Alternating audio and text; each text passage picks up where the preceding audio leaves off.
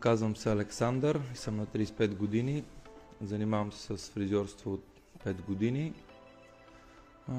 Обичам да спортувам, да ходя на фитнес, да карам колело, да плувам и разходки в планината. Злополука с мотор.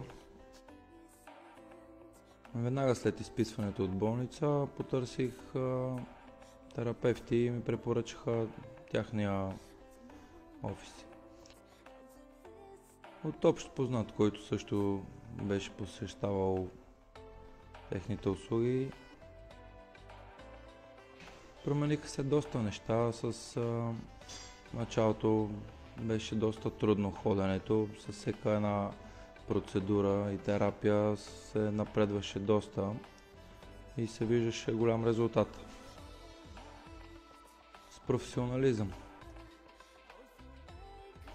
Ще ги препоръчвам с двете ръце.